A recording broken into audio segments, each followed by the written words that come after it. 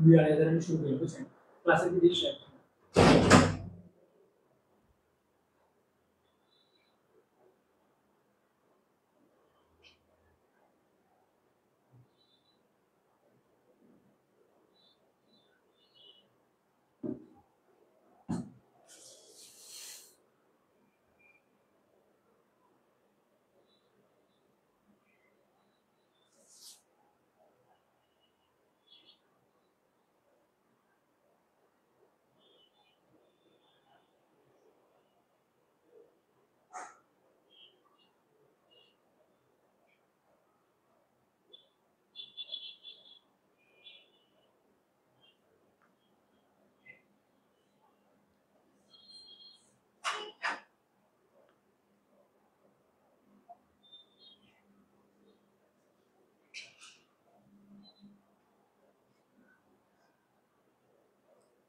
সুপ্রিয় শিক্ষার্থী, আসসালামু আলাইকুম। আমরা খুবই মর্মান্তিক একটি ঘটনা আজকে দেখেছি।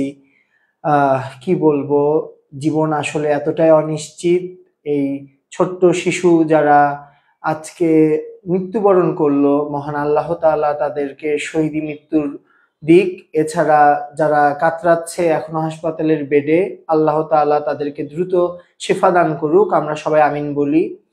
জীবনে এত কষ্ট, দুঃখ এবং হতাশার পরেও আমাদের কিন্তু কিছু চরম বাস্তবতা মেনে নিতে হয়। এখন আজকে আমরা জানি তোমাদের কারো মনই ভালো নেই, কিংবা অনেকের পড়াশোনা করতে ইচ্ছাও করছে না। এত বড় ট্রমাতে তোমরা অনেকে ট্রমাটাইজড হয়ে গেছো। কিন্তু এই কঠিন বাস্তবতার দুনিয়ায় কালকে কিন্তু তোমাদের সকলকে এইচএসসি পরীক্ষায় বসতে হবে। প্রিয় শিক্ষার্থীরা, কালকে যে পরীক্ষা হবেই এটা কিন্তু একেবারে নিশ্চিত। আমার এই কথাটা শুনে মানে তোমরা অনেকেই ভাবতে পারো এত শিওর হচ্ছে কিভাবে। রাত ৯টা বাজে, এখন পর্যন্ত কিন্তু শিক্ষা বোর্ড থেকে কোনো প্রকার সিদ্ধান্ত নেওয়া হয়নি। সুতরাং কালকের পরীক্ষাটি হচ্ছেই, গা ছেড়ে দেওয়ার বিন্দুমাত্র অবকাশ নেই। এজন্য কালকে পরীক্ষা হবে, এই মেন্টালিটি নিয়ে তোমাদের উচিত আজকে ক্লাস করতে বসা। যেহেতু পরীক্ষাটি হবেই, আমাদের ভালো করে পরীক্ষা দিতে হবে। এবং দ্বিতীয় যেই বিষয়টি, সেটি হচ্ছে আজকে আমরা যেই ক্লাসটি করব, ইনশাআল্লাহ তোমরা পরীক্ষায় গিয়ে হতাশ হবে না। প্রত্যেক পরীক্ষাতেই তোমরা 25-25টা কমন চাও, এটা কি আদৌ সম্ভব? না, সম্ভব না। কিন্তু আমরা এমন ভাবে তোমাদের প্রত্যেকটা বিষয় কভার করার ট্রাই করি যেন অন্তত মহান সৃষ্টিকর্তা যদি সহায় হয়, তোমরা 18 থেকে 20টা এমসিকিউ ইনশাআল্লাহ কালকের পরীক্ষায় আমরা তোমাদেরকে কমন করিয়ে দিব ইনশাআল্লাহ। সবাই ইনশাআল্লাহ বলি। এবং প্রিয় শিক্ষার্থীরা, আজকের এই ক্লাসটির পিডিএফটা একেবারে ক্লাস শেষ হবে সাথে সাথে তোমরা পাবা। এবং আজকে আমি উত্তর সহ তোমাদেরকে পিডিএফ দিব, যাতে তোমাদের রিভিশনটা খুবই ইজি হয়। তোমরা একটু ক্লাসের পিডিএফটি পেতে ক্লাসটি শেয়ার করে শেয়ার ডান লেখো। আমরা আজকে আর সময় নষ্ট করব না, আমাদের প্রত্যেকের মন খারাপ। আমরা প্রত্যেকেই সেই নিহত এবং আহত ছোট্ট শিশুদের জন্য দোয়া করি। মহান আল্লাহ তাআলা আমাদের যে কোনো বিপদ থেকে রক্ষা করুক। আমি আল্লাহর নামে আজকের ক্লাসটি শুরু করছি। বিসমিল্লাহির রহমানির রহিম। তোমরা সকলে একটু ক্লাসটা শেয়ার করে দাও এবং সেই সাথে প্রিয় শিক্ষার্থীরা শেয়ার ডান লিখে দাও। যারা যারা ক্লাসে যুক্ত হয়েছো, রিয়্যাক্ট করনি, একটু ক্লাসে একটা রিয়্যাক্ট দিয়ে দাও। এবং আজকে আমরা প্রত্যেকটা অধ্যায়ের এমসিকিউ মানে সলভ করব। অনেকেই আজকের ক্লাসটি মানে আমরা কি বলবো, মানে মনোযোগ দিয়ে যারা ক্লাসটি করবে না, তারা কিন্তু আসলেও প্রশ্ন পাওয়ার পরে ভাববে যে আসলেও যদি ক্লাসটি করতে তোমাদের জন্য ভালো হতো। আমরা চলে আসলাম অধ্যায় 1-এ। ওকে,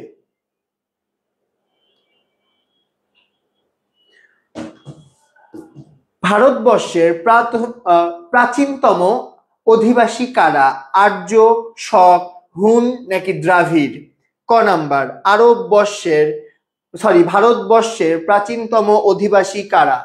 ভারতবর্ষের প্রাচীনতম অধিবাসী কারা? প্রিয় শিক্ষার্থীরা, একটু অ্যান্সার করতে হবে। আমরা খুব দ্রুত শুরু করব, প্রথম 2 থেকে 3টি তোমাদের উত্তর নিব, তারপর কিন্তু আমরা ম্যারাথন স্টাইলে খুব দ্রুত আজকের অ্যান্সার গুলো করে চলে যাব ইনশাআল্লাহ।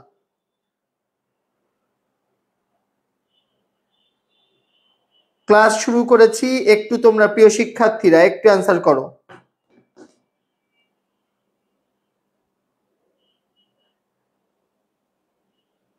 আচ্ছা, একজন বলতেছে ভাই রক্ত দিতে যাব। প্রত্যেকটা স্থানে এখন রক্তের যে রিকোয়ারমেন্ট সেটা ফুলফিল হয়ে গেছে, শুধুমাত্র নেগেটিভ রক্ত পাওয়া যাচ্ছে না। তাই নিজে আজকে আমরা পড়াশোনাটা শুরু করি, এবং যাদের এইরকম ইমার্জেন্সি আছে, ঠিক আছে, তোমরা তোমাদের মতো প্রিকশন গুলা নিতে পারো। ভারতবর্ষের প্রাচীনতম অধিবাসী কারা? কারা বলো? দ্রাবিড়রা ভারতের প্রাচীনতম অধিবাসী। এবং দেখো, এখানে দ্রাবিড় জনগোষ্ঠী হলো দক্ষিণ এশিয়ার একটি প্রাচীনতম জনগোষ্ঠী। একটু এই তথ্যগুলো জেনে নাও। দ্রাবিড় জনগোষ্ঠী দক্ষিণ এশিয়ার একটি প্রাচীনতম জাতিগোষ্ঠী, যারা কি ভাষায়? দ্রাবিড় ভাষায় কথা বলে। লিখে নাও, কোথাকার? দক্ষিণ এশিয়ার। দক্ষিণ এশিয়ার একটি প্রাচীনতম জাতিগোষ্ঠী বা জনগোষ্ঠী কারা? দ্রাবিড়। এবং এরা দ্রাবিড় ভাষায় কথা বলে। প্রিয় শিক্ষার্থীরা, ব্যাখ্যা সহ লিখে নাও। এবং প্রত্যেকটা শিক্ষার্থীকে অ্যাসিওর করতেছি, কালকে 18 থেকে 20টা কোশ্চেন তোমাদের মনের মতো পেয়ে যাবে আজকের ক্লাস থেকে ইনশাল্লাহ। একটু সকল শিক্ষার্থী যারা ক্লাসে জয়েন করেছো, একটু একটা বার করে শেয়ার করে দাও, ঠিক আছে? তাহলে ভারতবর্ষের প্রাচীনতম অধিবাসী দ্রাবিড়, এবং এরা কোথাকার? দক্ষিণ এশিয়ার প্রাচীন জনগোষ্ঠী। চলে আসো নাম্বার 2-এ। মুসলিম বিজয়ের প্রাককালে, মুসলিম বিজয়ের প্রাককালে সিন্ধুর রাজা কে ছিলেন? হর্ষবর্ধন, শশাঙ্ক, দাহির নাকি পৃথ্বীরাজ? নাম্বার 2। প্রিয় শিক্ষার্থীরা, খুবই দ্রুত অ্যান্সার করতে হবে। আমরা খুবই দ্রুত কিন্তু আগাতে চাই, তোমাদেরকে নিয়ে আমরা দ্রুত আগাতে চাই। ওকে, দেখো, মুসলিম বিজয়ের প্রাককালে সিন্ধুর রাজা ছিলেন দাহির। এবং এই সম্পর্কে যদি আমরা জানতে চাই, আমরা দেখতে পারি তিনি ছিলেন সিন্ধু প্রদেশের ব্রাহ্মণ রাজবংশের শেষ রাজা। মোহাম্মদ বিন কাসিমের নেতৃত্বে মুসলিম বাহিনী সিন্ধু আক্রমণ করে এবং রাজা দাহির যুদ্ধে পরাজিত ও নিহত হয়। আবার বলি, তিনি কে ছিলেন? সিন্ধু প্রদেশের ব্রাহ্মণ রাজবংশের শেষ রাজা। কোথাকার? সিন্ধু প্রদেশ। কি প্রদেশ? আমার সাথে বলো। সিন্ধু প্রদেশের ব্রাহ্মণ রাজবংশের শেষ রাজা কে ছিলেন? দাহির। এবং মুহাম্মদ বিন কাসিমের নেতৃত্বে মুসলিম বাহিনী সিন্ধু আক্রমণ করে এবং রাজা দাহির যুদ্ধে পরাজিত হয় এবং কি হয়? নিহত হয়। ক্লিয়ার কিনা একটু বলো, খাতার নিচে লিখে নিতে হবে। আমরা এমসিকিউ এর সাথে যে ব্যাখ্যাটুকু বলছি এগুলো লিখে নিতে হবে, কারণ এগুলো থেকেও কিন্তু এমসিকিউ আসতে পারে। প্রিয় শিক্ষার্থীরা, যারা যারা শেয়ার করনি, রিয়্যাক্ট দাওনি, দ্রুত ঝটপট রিয়্যাক্ট দিয়ে শেয়ার করে ফেলো। ওকে, পিডিএফটি তোমরা ক্লাসটি শেষ হওয়ার সাথে সাথেই উত্তর সহ পেয়ে যাবে ইনশাল্লাহ। নাম্বার 3, আরবদের সিন্ধু বিজয় একটি নিষ্ফল উপাখ্যান। এই উক্তিটি কোন ঐতিহাসিকের? নিষ্ফল উপাখ্যান মানে যার কোনো ফলাফল নেই। এটা কে বলেছেন? ঐশ্বরী প্রসাদ, স্টেলনি লেনপুল, পি কে হিট্টি নাকি এ বি এম হাবিবুল্লাহ? একটু অ্যান্সারটা করে ফেলো ঝটপট। কে? স্ট্যানলি লেনপুল এই উক্তিটি করেছে যে আরবরা যে সিন্ধু বিজয় করেছে এটা আসলে নিষ্ফল উপাখ্যান, এটার আসলে কোনো মানে গুরুত্ব নেই, ঐতিহাসিক কোনো গুরুত্ব নেই। কে বলেছেন এইটা? Stanley Lane-Poole. তারপরে চলে আসো, শাহনামা গ্রন্থের রচয়িতা কে?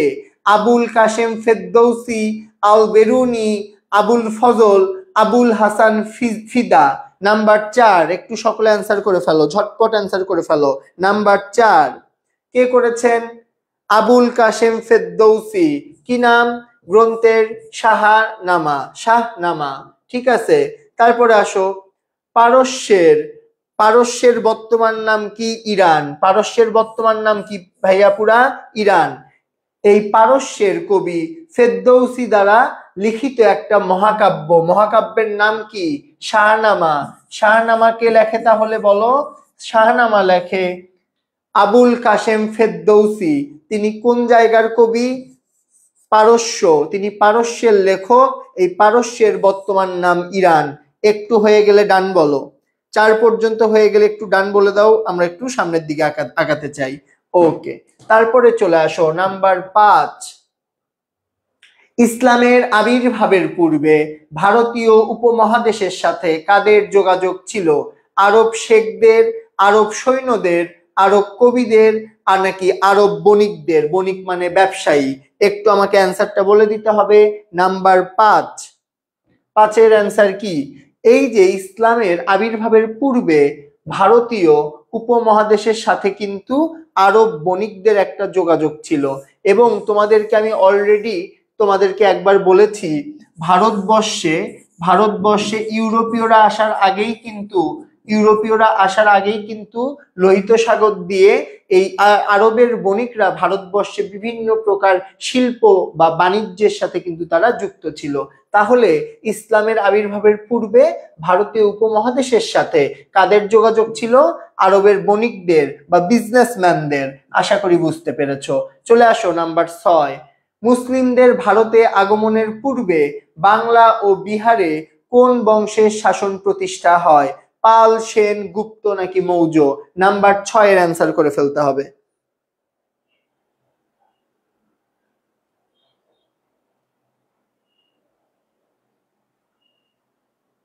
একটু নাম্বার 6-এর অ্যান্সার করে দাও প্রিয় শিক্ষার্থীরা। কমেন্টে যারা ঝগড়া করছো, মারামারি করছো, তারা একটু খাতা কলম নিয়ে বসো। প্রত্যেকে একটু খাতা কলম নিয়ে বসো। এত করে যখন বলতেছি কমন পড়বে, ইনশাআল্লাহ কমন পড়বে। নাম্বার 6, মুসলিমদের ভারতে আগমনের পূর্বে বাংলা ও বিহারে কোন বংশের শাসন প্রতিষ্ঠা হয়? পাল, সেন, গুপ্ত নাকি মৌর্য? নাম্বার 6 কি হবে বলো? সেন। নাম্বার 6 সেন। চলে আসো পরেরটায়, আমরা একটু দ্রুত যাব এখন। সুলতান মাহমুদ জাতিতে ছিলেন মিশরীয়, তুর্কি, আরবীয় নাকি এটা বারবার আছে, মানে এটা বার্মা হবে, ঠিক আছে? বার্মার একটু বানান ভুল আছে, তোমরা একটু দেখে নাও। কি হবে বলো? সুলতান মাহমুদ কিন্তু ছিলেন তুর্কি। কি ছিলেন? তুর্কি ছিলেন। তাহলে 7-এর অ্যান্সার খ। চলে আসো 8 নম্বরে। প্রিয় শিক্ষার্থীরা, খলিফা ওয়ালিদের পূর্বাঞ্চলীয় মানে পূর্বের অঞ্চলের শাসক কে ছিলেন? রাজা দাহির, হাজ্জাজ বিন ইউসুফ, মুহাম্মদ বিন কাসিম, কুতবা বিন মুসলিম। একটু অ্যান্সার দেন। নাম্বার 8, প্রিয় শিক্ষার্থী, নাম্বার 8 কে ছিলেন? খলিফা ওয়ালিদের পূর্ব অঞ্চলের শাসক ছিলেন হাজ্জাজ বিন ইউসুফ। 8 পর্যন্ত ক্লিয়ার কিনা একটু বলেন তো? ওকে, ঠিক আছে, আমরা দ্রুত যাচ্ছি, কোনো সমস্যা নেই। চলে আসি নাম্বার 9-এ। আমরা নাম্বার 9-এ চলে আসলাম। রাজা দাহিরকে পরাজিত করেন কে? মোহাম্মদ ঘুরি, সুলতান মাহমুদ, মুহাম্মদ বিন কাসিম, কুতুবউদ্দিন। নাম্বার 9, 9-এর অ্যান্সার কি? মুহাম্মদ বিন কাসিম। রাজা দাহিরকে পরাজিত করেন মুহাম্মদ বিন কাসিম। কি যুদ্ধে? তিনি সিন্ধুর রাজা ছিলেন। কে? মুহাম্মদ রাজা দাহির সিন্ধুর কি ছিলেন? রাজা ছিলেন। তিনি শেষ ব্রাহ্মণ রাজা ছিলেন।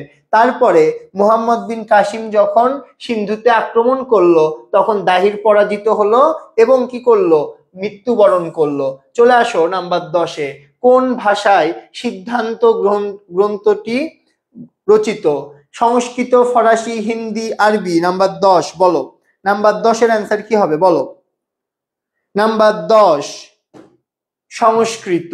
চলে আসো নাম্বার 11-তে। প্রিয় শিক্ষার্থীরা, গজনি কোথায় অবস্থিত? Iraq, Iran, Syria, Afghanistan? একটু বলতে হবে কোথায় অবস্থিত। গজনি আফগানিস্তানে অবস্থিত। চলে আসো। পূর্ব আফগানিস্তানের একটা শহর হচ্ছে গজনি। একটু গজনি লিখে রাখো। পূর্ব আফগানিস্তানের শহর। আফগানিস্তানের কোন অঞ্চল? পূর্ব অঞ্চল। লেখো পূর্ব আফগানিস্তানের একটি শহর গজনি। যেগুলো লিখতে বলবো সবাই লিখবা, প্রত্যেকে, ক্লাসে উপস্থিত প্রত্যেকটা শিক্ষার্থীর লিখতে হবে। প্রিয় শিক্ষার্থীরা, তাইলে বলো আমাকে, গজনি কোথায় অবস্থিত? পূর্ব আফগানিস্তানে অবস্থিত। আমাদের সাথে প্রায় 2700 শিক্ষার্থী আছো। আমরা চাই তোমরা সকলে মনোযোগ দিয়ে পড়ো। কিতাবুল হিন্দ কে রচনা করেন? আল কিদনি, আল ফারাবি, আল রাজি, আল বিরুনি?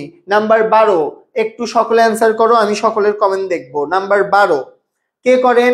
আল বিরুনি কিন্তু কিতাবুল হিন্দ রচনা করেন। কে করেন? আল বিরুনি। আমার সাথে বলো, কিতাবুল হিন্দ, আল বিরুনি। আমার সাথে বলো, কিতাবুল হিন্দ, আল বিরুনি। কিতাবুল হিন্দ কে রচনা করে? আল বিরুনি। কিতাবুল হিন্দ কে রচনা করে? আল বিরুনি। তারপরে আসো, নালন্দা বিশ্ববিদ্যালয় কোথায় অবস্থিত? নালন্দা বিশ্ববিদ্যালয় কোথায় অবস্থিত? বিহারে। তারপরে এটা বেনারস হওয়ার কথা, বেনারসিতে, উদন্তপুরে নাকি আজমিরে? আজমিরে, বিহারে, বানারসিতে নাকি উদন্তপুরে? বানারসি এটা আসলে হিন্দি শব্দ, সেটাকে যদি তুমি বাংলায় ট্রান্সলেট করো তাহলে এটা হবে বেনারস। ঠিক আছে, এই জন্য হিন্দি এবং বাংলার মিশ্রণে এরকম শোনাচ্ছে। নাম্বার 13 কি হবে বলো? নালন্দা বিশ্ববিদ্যালয় বিহারে অবস্থিত। নালন্দা বিশ্ববিদ্যালয় কোথায় অবস্থিত? বিহারে অবস্থিত। ক্লিয়ার কিনা একটু বলো, ক্লিয়ার কিনা একটু বলো, কোনো কনফিউশন থাকলে বলো। আজকের ক্লাসের পিডিএফটি পেতে অবশ্যই ক্লাসটি শেয়ার করতে হবে এবং শেয়ার করে কমেন্টে ডান লিখতে হবে। খলিফা আল ওয়ালিদের সাম্রাজ্যবাদী গভর্নর কে ছিলেন? কোতাইবা, হাজ্জাজ বিন ইউসুফ, তারিক বিন জিয়াদ নাকি মুসা বিন নুসাইর? নাম্বার 14 একটু বলতে হবে। খলিফা আল ওয়ালিদের সাম্রাজ্যবাদী গভর্নর ছিলেন হাজ্জাজ বিন ইউসুফ। খলিফা আল ওয়ালিদের সাম্রাজ্যবাদী গভর্নর কে ছিলেন? হাজ্জাজ বিন ইউসুফ। ক্লিয়ার কিনা বাচ্চারা বলো। চলে আসো 15 নাম্বারে। নাম্বার 15 কে সিন্ধু আক্রমণ করেন? হাজ্জাজ বিন ইউসুফ, মোহাম্মদ বিন নুসাইর, মোহাম্মদ বিন কাসিম, তারেক বিন জিয়াদ। এটা কিন্তু আমি আজকে 3বার পড়াইছি। নাম্বার 15 এর অ্যান্সার সকলের কাছে দেখতে চাই। নাম্বার 15, প্রিয় শিক্ষার্থীরা 15 নাম্বারের অ্যান্সার দিয়ে ফেলো। ঝটপট 15 নাম্বারের অ্যান্সার দিতে হবে সবাইকে।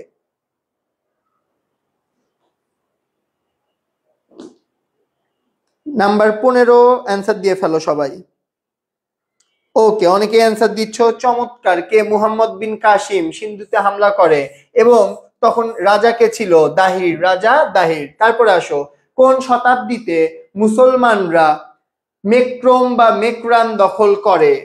অষ্টম শতাব্দীর শুরুতে, অষ্টম শতাব্দীর শেষে, সপ্তম শতাব্দীর শুরুতে নাকি সপ্তম শতাব্দীর শেষে?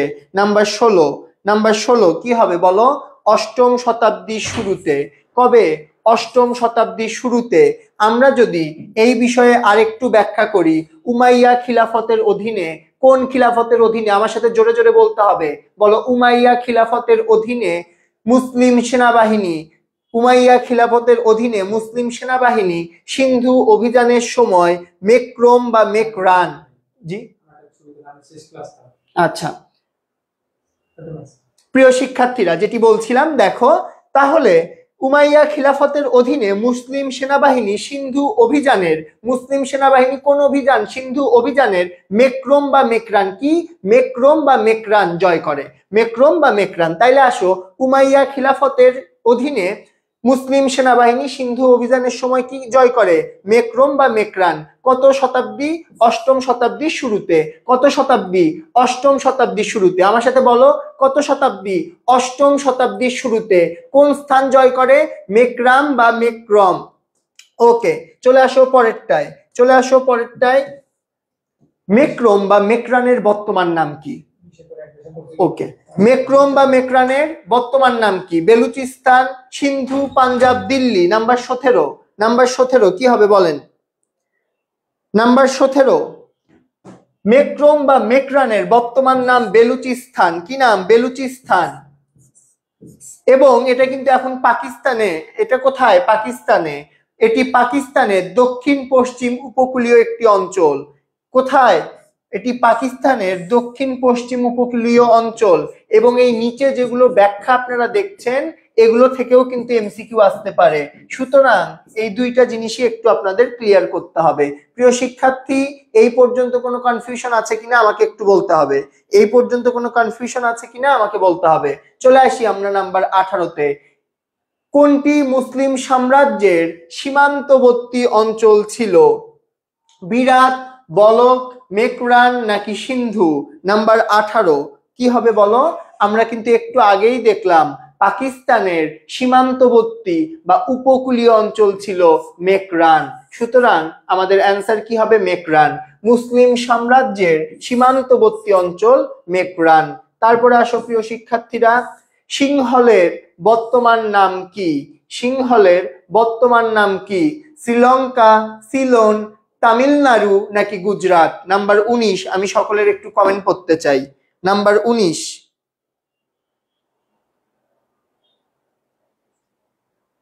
নাম্বার 19-এ চলে আসো প্রিয় শিক্ষার্থীরা। যারা যারা ক্লাস শেয়ার করনি ক্লাসটি একটু শেয়ার করে ফেলো, এবং যারা রিয়াক্ট দাওনি ক্লাসে তারা একটু রিয়াক্ট দিয়ে দাও। ওকে, চলে আসো নাম্বার 19-এ। সিংহলের বর্তমান নাম কি? শ্রীলঙ্কা। সিংহল থেকে শ্রীলঙ্কা, এবং এটা সম্পর্কে আমরা একটু বিস্তারিত জানবো। এটি পূর্বে কি নামে? সিলোন নামে। সিলোন নামে পরিচিত ছিল। কি নামে? সিলোন নামে পরিচিত ছিল। এবং 1948 সালে, কত সালে? 1948 সালে স্বাধীনতা লাভের পর 1972 সালের নাম পরিবর্তন করে কি রাখা হয়? শ্রীলঙ্কা। তাহলে 1948 সালে স্বাধীনতা লাভের পর এটা কি করে? 1972 সালের নাম পরিবর্তন করে শ্রীলঙ্কা রাখে। ওকে, তাইলে সিলোন কখন ছিল? 48-এ, এবং 72-এর পর হয় শ্রীলঙ্কা। চলে আসো, হাজ্জাজ বিন ইউসুফ কার নিকট লুণ্ঠিত? লুণ্ঠিত মানে হচ্ছে লুট করা। লুট করা। লুট করা জাহাজগুলোর ক্ষতিপূরণ দাবি করে। দাহিরের নিকট, সিংহল বা শ্রীলঙ্কার রাজার নিকট, উমাইয়া খলিফার নিকট, নাকি ওবায়দুল্লাহর নিকট? নাম্বার 20। প্রিয় শিক্ষার্থী, নাম্বার 20-এর অ্যান্সার বলতে হবে।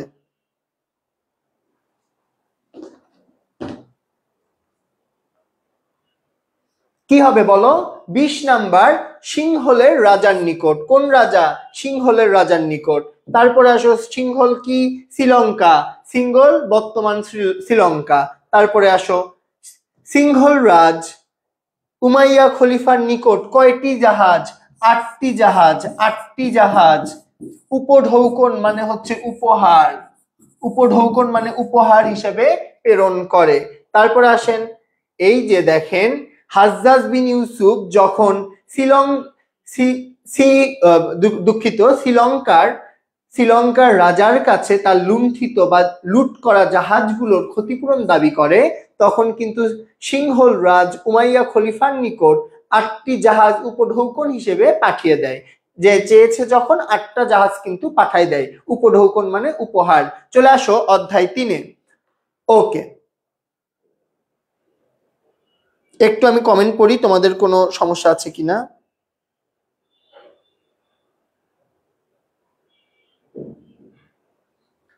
আচ্ছা, মুঘল বংশের প্রতিষ্ঠাতা ছিলেন সম্রাট বাবর, সম্রাট হুমায়ুন, সম্রাট আকবর, সম্রাট জাহাঙ্গীর। 21 নাম্বার কি হবে বলো? 21 নাম্বার, সম্রাট জহিরুদ্দিন মোহাম্মদ বাবর কিন্তু এই বংশের প্রতিষ্ঠাতা ছিলেন। বাবরের প্রকৃত নাম জহিরুদ্দিন মোহাম্মদ বাবর। তিনি তুর্কো মঙ্গল বংশভূত ছিলেন। কি বংশের? তুর্কো মানে তুর্কি এবং মঙ্গোলিয়ান, এইটার একটা কম্বাইন্ড একটা বংশভূত ছিল। তিনি তৈমুর লং এর বংশধর ছিলেন এবং তার পিতার দিক থেকে, এবং চেঙ্গিস খানের বংশধর ছিলেন মাতার দিক থেকে। তাহলে এই দুইটা ইম্পর্টেন্ট। তিনি তৈমুর লং এর বংশধর ছিলেন পিতার দিক থেকে, এবং চেঙ্গিস খানের বংশধর ছিল তার মাতার দিক থেকে। তাহলে এই কোশ্চেনটা যদি আসে যে তিনি কার বংশধর ছিলেন পিতার দিক থেকে? তৈমুর লং, এবং মাতার দিক থেকে চেঙ্গিস খান। একজন বলেছে ভাইয়া আমি তো উত্তর দিচ্ছি, তারপরেও সময় নিচ্ছেন কেন? তুমি একাই উত্তর দিলে তো হবে না, ক্লাসে যারা আছে প্রত্যেকেরই বুঝতে হবে। আচ্ছা ঠিক আছে, ক্লিয়ার এই পর্যন্ত? ওকে, তারপরে আসেন, পানিপথের যুদ্ধ কত সালে সংঘটিত হয়? এটা কিন্তু আমি কালকে বারবার পড়াইছি। পানিপথের যুদ্ধ মানে আপনারা মনে রাখবেন 1526। পানিপথের যুদ্ধ মানে কত? 1526। আমার সাথে বলেন, পানিপথের যুদ্ধ মানে কত? 1526। 1526। আমার সাথে বলেন, পানিপথের যুদ্ধ কবে হয়? 1526। এবার আসেন, এই যুদ্ধে সুলতান ইব্রাহিম লোদি এবং বাবরের মধ্যে সংগঠিত হয়। কার কার মধ্যে? সুলতান ইব্রাহিম লোদি এবং বাবর এর মধ্যে সংগঠিত হয়। এই যুদ্ধের ফলে ভারতে মুঘল সাম্রাজ্যের সূচনা হয়। কোন যুদ্ধের ফলে ভারতে মুঘল সাম্রাজ্যের সূচনা হয়? পানিপথের যুদ্ধের মধ্য দিয়ে ভারতে মুঘল সাম্রাজ্যের সৃষ্টি হয়। এবং এই পানিপথের যুদ্ধ কবে হয়? 1526। আমার সাথে বলেন, পানিপথের যুদ্ধ কবে হয়? 1526।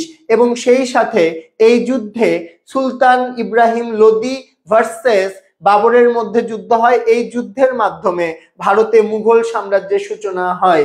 যদি খ নম্বরের প্রশ্ন আসে, খ নম্বরে এই প্রশ্নটা আসতে পারে, ভারতে কিভাবে মুঘল সাম্রাজ্যের সূচনা হয়? কে কে পারবেন একটু বলেন। ভারতে কিভাবে মুঘল সাম্রাজ্যের সূচনা হয় একটু সবাই বলে দেন। তারপরে আসেন 23, খানুয়ার যুদ্ধ প্রকৃতপক্ষে ভারতবর্ষের ইতিহাসে এক চূড়ান্ত নিষ্পত্তিকারী যুদ্ধ। নিষ্পত্তি মানে কি? কোন একটা ঝামেলা থেকে বেরিয়ে আসাকে নিষ্পত্তি বলে, বা সমাধানকারী যুদ্ধ ছিল। এটি কার উক্তি? আর.সি. মজুমদার, কে কে দত্ত, ঐশ্বরী টোপার নাকি ঐশ্বরী প্রসাদ? আচ্ছা, একটু বলে দেন, একটু অ্যান্সার বলেন। নাম্বার 23 কি হবে? কে কে দত্ত। অ্যান্সার কি হবে? কে কে দত্ত। ওকে, চলে আসেন বোর্ডের কোশ্চেন। এইটা পানিপথের প্রথম যুদ্ধ এবং এইটাও বোর্ডের কোশ্চেন, এই দুইটাই কিন্তু পরীক্ষায় আসবে। তারপরে আসেন, কোন শাসক ভারতবর্ষে প্রথম কামানের ব্যবহার করেন? কোন শাসক ভারতবর্ষে প্রথম কামানের ব্যবহার করেন? সেকেন্দার আলী, বাবর, হুমায়ুন নাকি আকবর? একটু অ্যান্সার করে দেন। 24, কোন শাসক ভারতবর্ষে প্রথম কামানের ব্যবহার করেন? সেকেন্দার আলী, বাবর, হুমায়ুন, আকবর? কে করেন বলেন? বুঝতেই পাচ্ছেন পানিপথের যুদ্ধে এটা কিন্তু প্রথম আকবর ব্যবহার করেন, সুতরাং বাবর করেন। কে করেন? বাবর করেন। প্রিয় শিক্ষার্থী, আপনাদেরকে আমি একটি অ্যানাউন্সমেন্ট দিতে চাই, সেটি হচ্ছে আপনারা সকলেই ভার্সিটি অ্যাডমিশন পরীক্ষা দিবেন।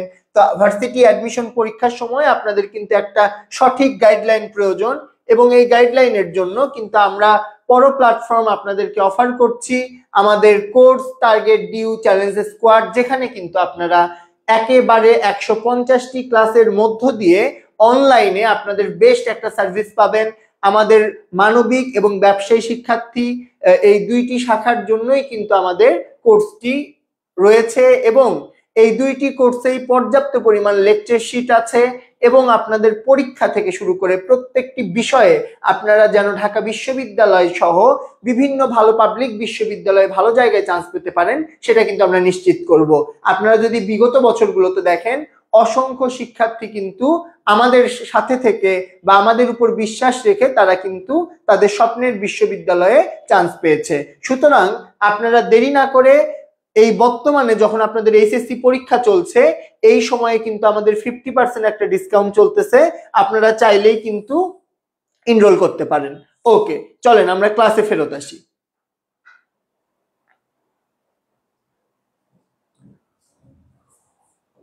আমরা অনেক দূর চলে আসছি, একটু ওয়েট করেন।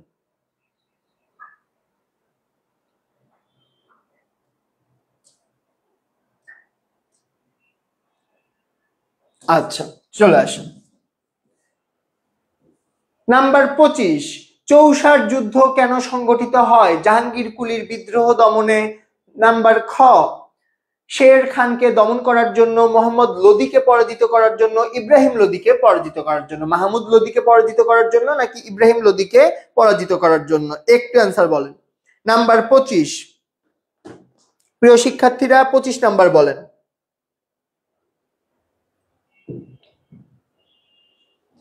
কি হবে বলেন? শের খানকে দমন করার জন্য। তারপরে আসেন, সম্রাট হুমায়ুনের সময় বাংলার সুলতান কে ছিল? সম্রাট হুমায়ুনের সময় বাংলার সুলতান কে ছিল? নাম্বার 26, কে ছিল বলেন? সম্রাট হুমায়ুনের সময় বাংলার সুলতান কে ছিল?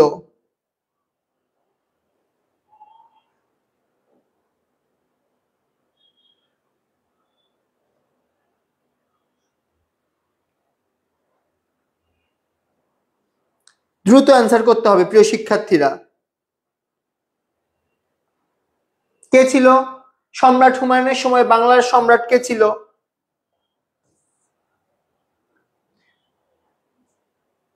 একটু অ্যান্সার কম দেখতে পাচ্ছি, সকলকে একটু অ্যান্সার করতে হবে। কে ছিল? গিয়াসউদ্দিন মাহমুদ শাহ। এখানে উত্তরটা আপনাদের নেই। কে ছিল? গিয়াসউদ্দিন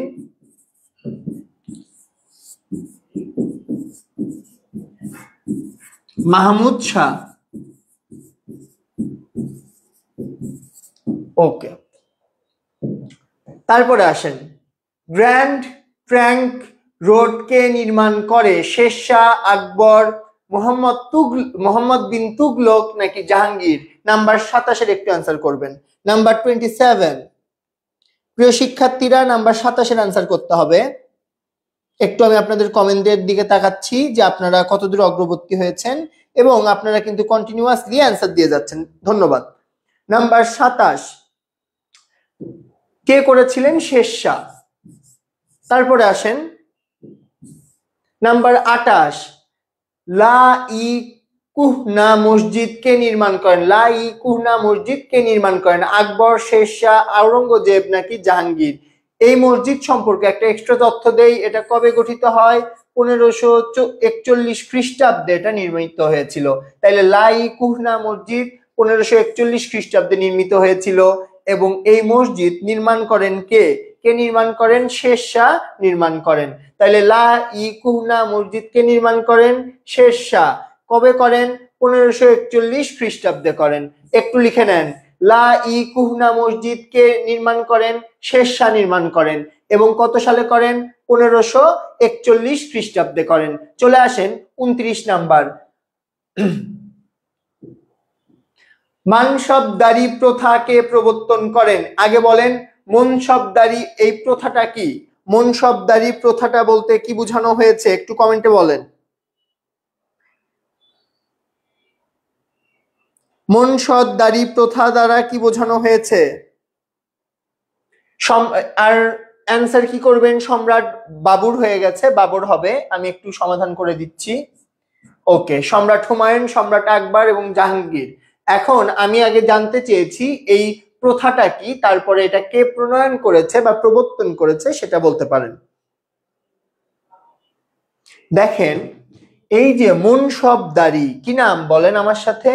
মনসবদারি। মনসবদারি দ্বারা বোঝানো হয়েছে এই সম্রাট আকবরের প্রণীত একটা, কি বলবো আমি, এটাকে আপনি বলতে পারেন বেতন স্কিল। কার বেতন কত হবে বা কার মর্যাদা কেমন হবে এরকম একটা প্রথা জারি করেন, সেটাকে বলা হয় মনসবদারি এবং যেটা করেন কে? সম্রাট আকবর। যেটা করেন কে? সম্রাট আকবর। চমৎকার, একজন বলেছেন পদ বা পদমর্যাদা। হ্যাঁ, এটা পদ বা পদমর্যাদা, সেই সাথে কি বেতন, দুইটা জিনিসকে ইন্ডিকেট করেছে। লন্ডন থেকে একজন ক্লাসে জয়েন করেছে, ধন্যবাদ আপনাকে। ওকে, তারপরে চলে আসেন আমাদের পরের কোশ্চেনে। নাম্বার 30, শের খান কোন যুদ্ধে জয়ী হয়ে শেরশাহ উপাধি গ্রহণ করেন? চৌসার যুদ্ধ, কনৌজের যুদ্ধ, মান্দাসোর যুদ্ধ নাকি রাজমহলের যুদ্ধ? প্রিয় শিক্ষার্থী নাম্বার 30 নাম্বার একটু আপনাদের কমেন্ট দেখতে চাই। নাম্বার 30 কি হবে বলেন? শেরশাহ কোন যুদ্ধে জয়ী হয়ে, শের খান কোন যুদ্ধে জয়ী হয়ে শেরশাহ উপাধি গ্রহণ করেন বা উপাধি লাভ করেন? বলেন।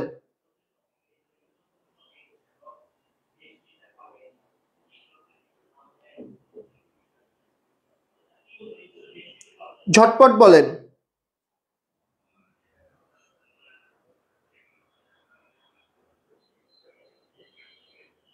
আপনাদের কমেন্ট খুব স্লো আসতেছে, কারণ বুঝতেছি না আমার নেটের প্রবলেমের কারণে কিনা।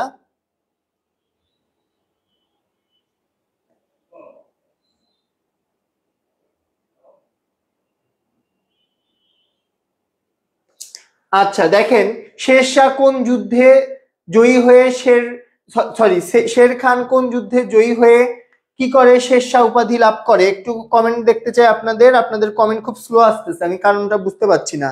30 নাম্বার একটু আমাকে বলেন তো। নাম্বার 30, ওকে পাইছি। কোন যুদ্ধে? চৌসার যুদ্ধে। চলে আসেন তারপরেরটা।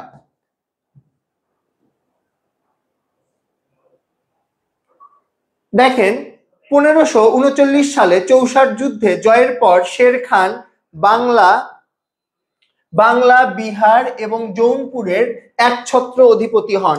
শেরশাহ উপাধি গ্রহণ করে কবে? 1539। এই কোশ্চেনটাও আসতে পারে, কত সালে গ্রহণ করে? 1539-এ। কি যুদ্ধ? চৌসার যুদ্ধ। তিনি মুঘল সম্রাট হুমায়ুনকে পরাজিত করে এ খ্যাতি অর্জন করে। তার মানে মুঘল সম্রাট হুমায়ুনকে পরাজিত করে, এটা একটা কারণ। দ্বিতীয় কারণ, বাংলা, বিহার এবং জৌনপুরের একছত্র আধিপত্য গ্রহণ করে। তৃতীয় বিষয় 1539 সালে। চলে আসেন 31-এ। আমরা এখন খুবই দ্রুত যাব। কোন সম্রাট জাহাঙ্গীরকে a child of many prayers বলা হতো? বা কেন সম্রাট জাহাঙ্গীরকে a child of many prayers বলা হতো?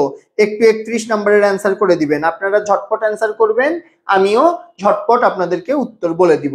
দেখেন, অনেক সময় সাধনার ফলে সন্তান জন্ম হয়েছে বা তার জন্ম হয়েছে তার মা বাবার অনেক দিনের সাধনার পরে। কারণ তার জন্মের জন্য তার পিতা সম্রাট আকবর বহু দরগায়ে প্রার্থনা করেছিল এবং ফকির সাধুদের কাছে দোয়া চেয়েছিল। চলে আসেন 32-তে। কোন সম্রাটকে দ্য প্রিন্স অফ বিল্ডার্স আখ্যা দেওয়া হয়? দেখেন, সম্রাট শাহজাহান কি করেছিল? অনেক ধরনের স্থাপত্য নির্মাণ করেছিল। এই জন্য তাকে কি বলা হতো? এই জন্য তাকে দ্য প্রিন্স অফ বিল্ডার্স আখ্যা দেওয়া হতো। চলে আসেন 33। কোন মুঘল সম্রাটকে জিন্দা পীর বলে আখ্যায়িত করা হতো? আওরঙ্গজেব, আকবর, জাহাঙ্গীর নাকি শাহ আলম? একটু আমাকে বলেন। বলেন নাম্বার 33 কি হবে বলেন? সম্রাট আওরঙ্গজেব। সম্রাট আওরঙ্গজেব। তারপরে আসেন 34। কেন সম্রাট আকবর তার সাম্রাজ্যকে বিভিন্ন ভাগে ভাগ করেন? সুষ্ঠুভাবে পরিচালনায়, সম্মান বৃদ্ধিতে, উপঢৌকন প্রাপ্তিতে, উৎকর্ষ বা হচ্ছে আপনার উপহার লাভের আশায়। নাম্বার 34 কি হবে বলেন? সুষ্ঠুভাবে পরিচালনার জন্য। চলে আসেন নাম্বার 35-এ। হুমায়ুন শব্দের অর্থ কি? হুমায়ুন শব্দটি প্রথমে জেনে রাখেন ফার্সি ভাষা থেকে এসেছে, ঠিক আছে? হুমায়ুন শব্দের অর্থ ভাগ্যবান অথবা লাকি। চলে আসেন নাম্বার 36-এ। শেরশাহ নির্ভুল জমি জরিপ ব্যবস্থা প্রবর্তন উৎপাদিত শস্যের কত অংশ খাজনা রূপে নির্ধারণ করেছিল? কত অংশ বলেন? 1/3, 1/3। চলে আসেন নাম্বার 37-এ।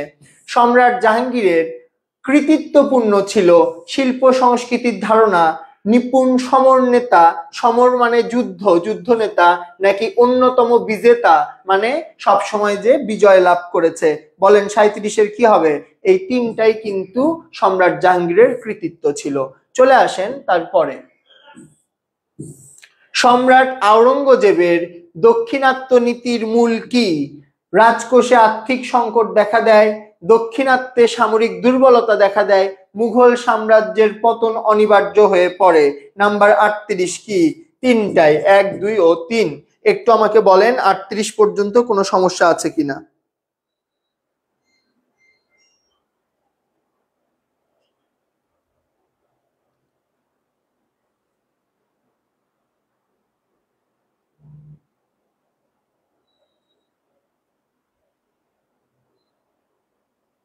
ওকে, একজন দেখলাম একটা তথ্য দিয়েছে, আমি একটু যাচাই করে আপনাদেরকে জানাচ্ছি।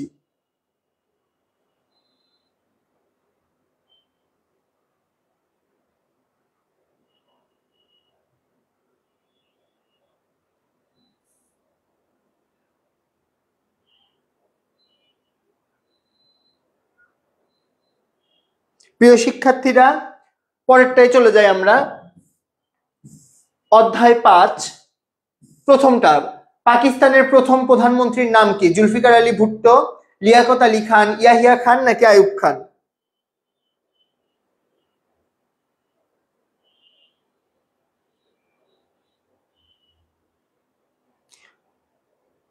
দেখেন, এই মুহূর্তে একজন একটা মিথ্যা কমেন্ট করেছে আপনাদের পোস্টে যে এইচএসসি পরীক্ষা কি হচ্ছে, স্থগিত হচ্ছে। আমি সেই জন্যই দেখতে গেছিলাম।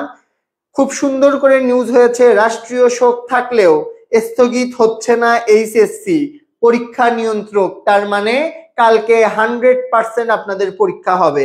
এবং যে সকল শিক্ষার্থী কমেন্টে এসে মিথ্যা তথ্য ছড়াচ্ছ, তোমরা কিন্তু এরকম মিথ্যা তথ্য ছড়িয়ে কাউকে বিভ্রান্ত করিও না। ওকে, চলে আসো, আমরা আমাদের ক্লাসে ফেরত যাই।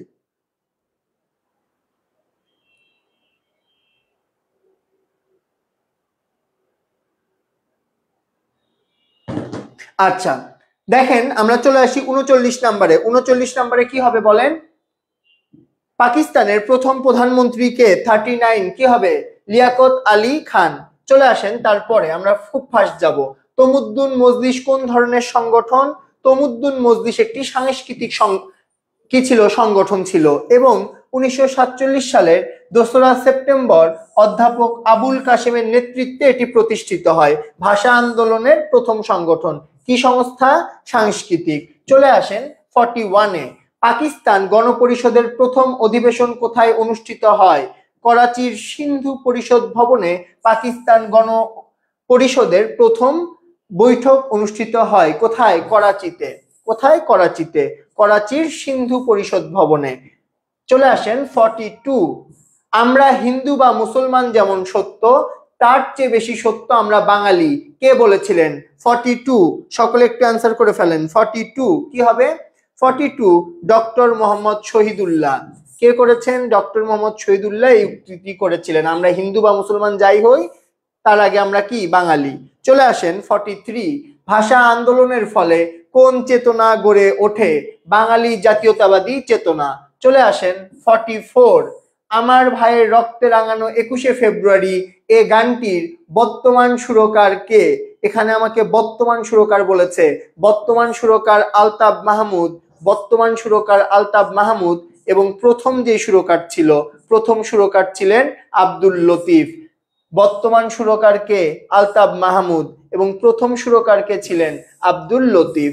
চলে আসেন 45 নম্বরে। কত সালে বাংলা রাষ্ট্রভাষা হিসেবে সাংবিধানিক স্বীকৃতি লাভ করে? 45 1956। কত সালে বাংলা রাষ্ট্রভাষা হিসেবে সাংবিধানিক স্বীকৃতি লাভ করে? 1956। চলে আসেন 46। কৃষক শ্রমিক পার্টির প্রতিষ্ঠাতা কে? কৃষক শ্রমিক পার্টির প্রতিষ্ঠাতা কে? এ কে ফজলুল হক, হাজী দানেশ, মাওলানা আতাউর আলী বা আতাহার আলী। এটা আতাহার আলী নাকি সোহরাওয়ার্দী? নাম্বার 46 কি হবে বলেন? এ কে ফজলুল হক। নাম্বার 47। বাংলা একাডেমি কত সালে প্রতিষ্ঠিত হয়? নাম্বার 47 কি হবে বলেন? বাংলা একাডেমি কত সালে প্রতিষ্ঠিত হয়? কত সালে? 1955। চলে আসেন 48 নম্বরে।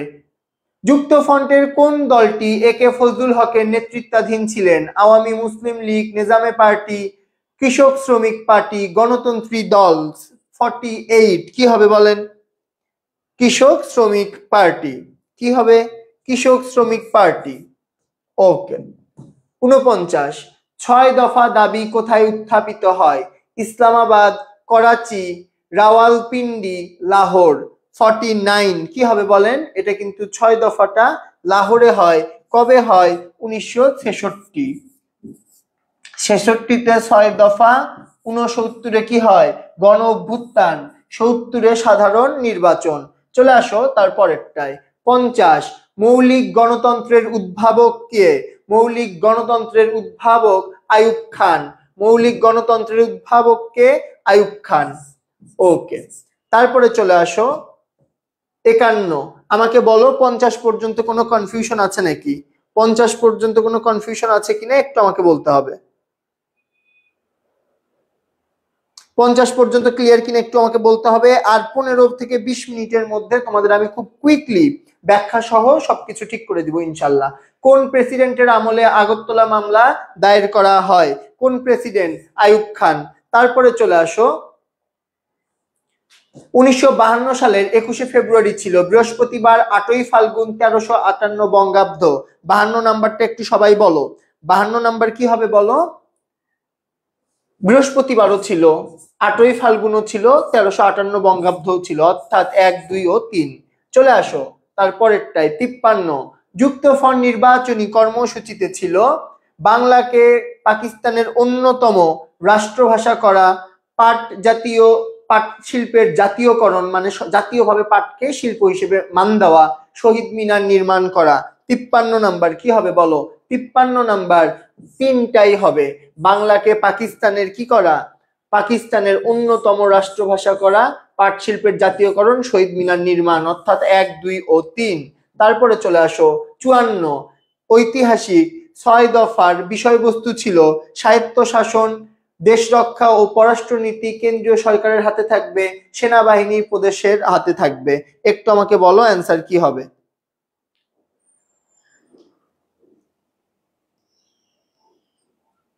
ওকে, অনেকেই কমেন্ট করছো, ধন্যবাদ সবাইকে। কি হবে? চারটাই হবে। স্বায়ত্তশাসন, দেশ রক্ষা ও পররাষ্ট্রনীতি কেন্দ্রীয় সরকারের হাতে থাকবে, আর সেনাবাহিনী প্রদেশের হাতে থাকবে। এখানে বলেছিল আধা সামরিক সেনাবাহিনী। চলে আসো ডিএসি এর পূর্ণরূপ কি? নাম্বার 55 কি পূর্ণরূপ কি বলো? Democratic action committee. Democratic action committee. Democratic এতে অ্যাকশন, সিতে কমিটি, অর্থাৎ 2 নাম্বার, উত্তর 2। চলে আসো 56তে। চলে আসো 56 নাম্বারে। ওকে, কোনো সমস্যা তোমাদের? যদি কোনো কিছু বুঝতে সমস্যা হয় একটু আমাকে কমেন্টে জানাবা প্রিয় শিক্ষার্থীরা। ওকে, আশা করি কোনো সমস্যা নেই। 56 নাম্বার দেখো, ভাষা আন্দোলনের পরবর্তী সময়ে ভাষা ও সংস্কৃতির উন্নয়নে গঠিত হয়েছে কি? বাংলা একাডেমি। এবং বাংলা একাডেমির প্রাচীন যেই সদর দপ্তর সেটা কোথায়? হুগলিতে। এটা কিন্তু পরীক্ষায় বারবার আসে। কোথায়? হুগলিতে। চলে আসো 57 অধ্যায় 6 সিপাহী বিদ্রোহের গুরুত্বপূর্ণ ফলাফল কি? কোম্পানি শাসনের অবসান। আমরা সকলেই জানি কোম্পানি আমাদেরকে কত বছর? আমাদেরকে 200 বছর, প্রায় 200, আসলে 190 বছর শাসন করে। যার 100 বছর করে কোম্পানি এবং 90 বছর করে ব্রিটিশরা। এখন এই কোম্পানির 100 বছরের কি হয়? 100 বছরের পরিসমাপ্তি হয় এই সিপাহী বিদ্রোহের কারণে। তারপরে আসো 58 নাম্বার। প্রিয় শিক্ষার্থী 30 সেকেন্ড হোল্ড করো, আমরা আবারও ফিরে আসতেছি। ওকে,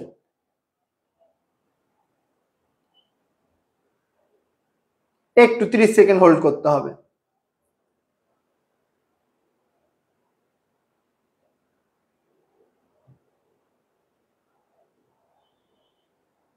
ওকে,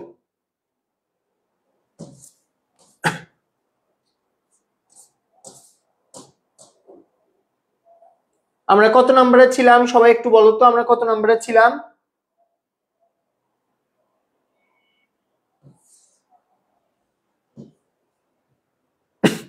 প্রিয় শিক্ষার্থীরা আমরা কত নম্বরে ছিলাম একটু বলো তো?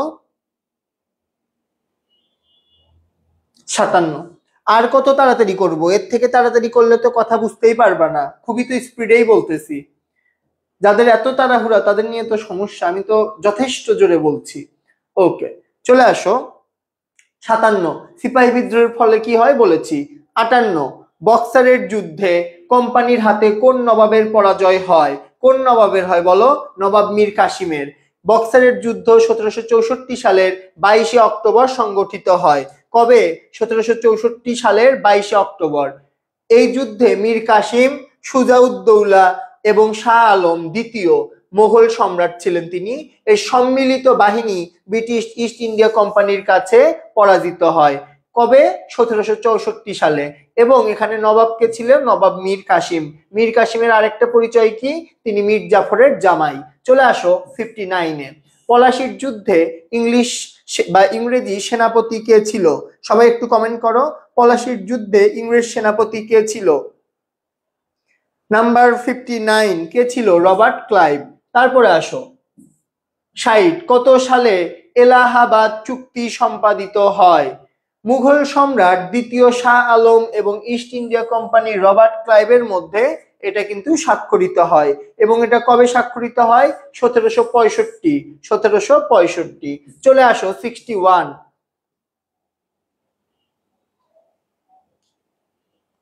আচ্ছা, তারপরে চলে আসো 61। জালিয়ানওয়ালাবাগের হত্যাকাণ্ড ঘটে কত সালে? 61। কত সালে ঘটে? 1919 সালের 13 এপ্রিল। এটা মনে রাখবা, 1919, এভাবে 1919।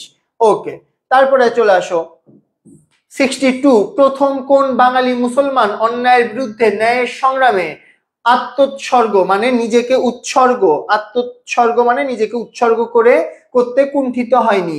নবাব আব্দুল লতিফ, কে ফজলুল হক, তিতুমির নাকি হাজী শরিয়তুল্লাহ? নাম্বার 62 কে? তিতুমির। তিনি ব্রিটিশ শাসনের বিরুদ্ধে সশস্ত্র সংগ্রাম করেছিলেন এবং 1831 সালে বাঁশের কেল্লা স্থাপন করে ইংরেজদেরকে প্রতিরোধ করেছিলেন। ওকে, চলে আসো 63। বারাসাত বিদ্রোহের নেতৃত্ব দেন কে? বারাসাত বিদ্রোহের নেতৃত্ব দেন তিতুমির এবং তিনি কি গড়ে তুলেছিলেন? তিনি কিন্তু বাঁশের কেল্লা গড়ে তুলেছিলেন। চলে আসো তারপরেরটায় 64। সিপাহী বিদ্রোহের মূল কারণ কি? এগুলো যেগুলো লিখে দিয়েছি এগুলো খ নাম্বারের জন্য গুরুত্বপূর্ণ, মনে রাখবা।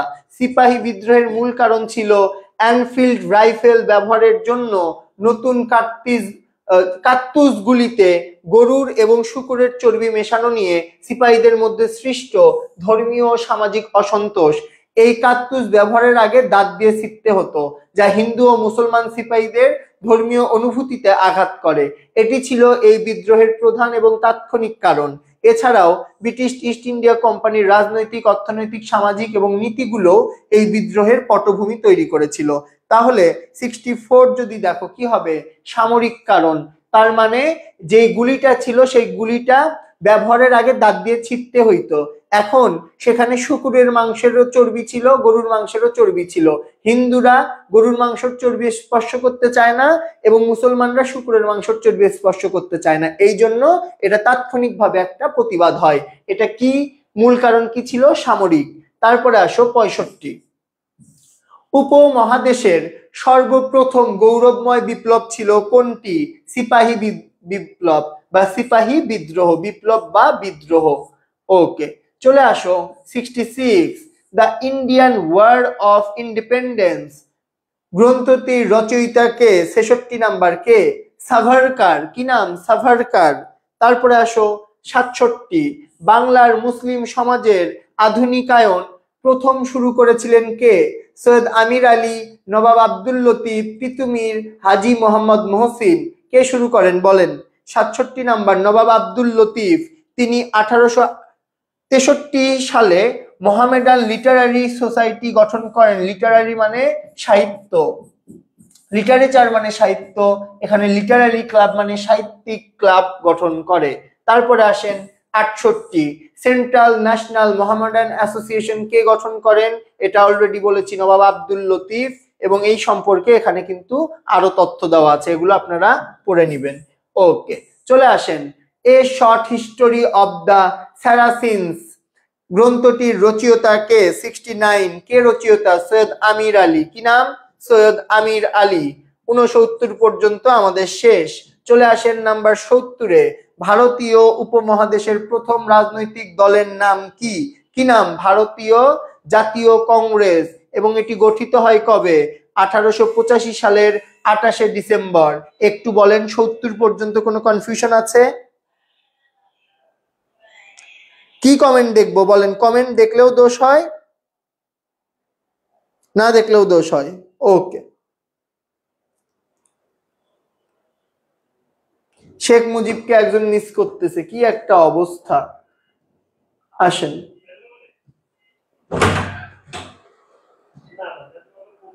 আমরা এখন অতিরিক্ত কিছু এমসিকিউ দেখব, যার মধ্যে ঠিক আছে আমি কমেন্ট করছি।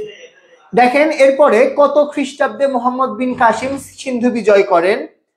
ভারতবর্ষের প্রাচীনতম অধিবাসী কারা? এই যে যেগুলো গুরুত্বপূর্ণ সেগুলো কিন্তু আমরা আরেকবার একটু দেখি, যেগুলো আমাদের রিপিট হয়েছে। এবার কিন্তু আমরা যেই কাজটা করব, বিগত বছরের যেগুলো আছে সেগুলো আমরা একটু কভার করব, ঠিক আছে? এবার আমরা শুধুমাত্র বিগত বছরের কোশ্চেন গুলো সলভ করব ইনশাল্লাহ। ওকে, মাঝখানে কিছু কন্টেন্ট চলে আসছিল যেগুলো আপনাদের ছিল না। ওকে, ঠিক আছে।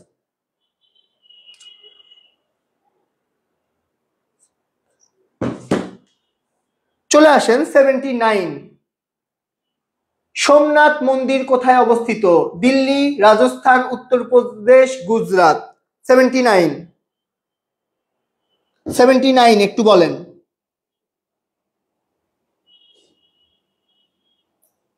79 কি হবে বলেন? গুজরাট। তারপরে আসেন 80। আরবদের সিন্ধু আক্রমণে উৎসাহিত করে জাটরা, মেটরা নাকি খোক্কাররা? কারা? 80 নাম্বার 80 কি হবে? 1 ও 2, 1 ও 2। চলে আসেন তারপরে 81। তরাইনের প্রথম যুদ্ধ কবে সংগঠিত হয়? কবে সংগঠিত হয়? 1191।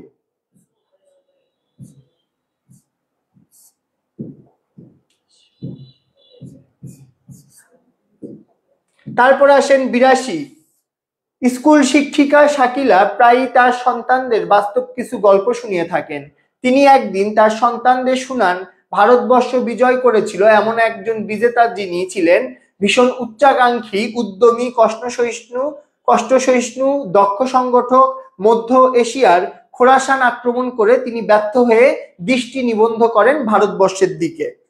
এখন আমাকে বলেন, এই যে 82 নাম্বার, স্কুল শিক্ষিকা শাকিলা তার সন্তানদের কোন বিজেতার গল্প শোনাচ্ছিলেন? মোহাম্মদ বিন কাসিম, ইবনে বতুতা, সুলতান মাহমুদ নাকি মুইজউদ্দিন মোহাম্মদ ঘুরি? 82।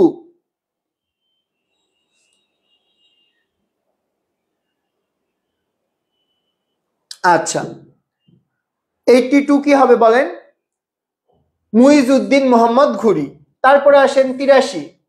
এ ধরনের একজন বিজেতা ছিলেন রাজ্য বিস্তারে সফল, শ্রেষ্ঠ সমরবিদ, সমর মানে যুদ্ধ, ভারতে মুসলিম শাসনের প্রতিষ্ঠাতা। 83 নাম্বার কি হবে বলেন? 1, 2 ও 3। তারপরে আসেন 84। কত খ্রিস্টাব্দে পানিপথের যুদ্ধ সংগঠিত হয়? এখানে প্রথম পানিপথের যুদ্ধ সংগঠিত হয় 1526। ওকে, চলে আসেন 85। সম্রাট বাবর কত সালে জন্মগ্রহণ করেন? এটা কিন্তু আমি গতদিন আপনাদেরকে পড়িয়েছি, 1483। কবে? 1483।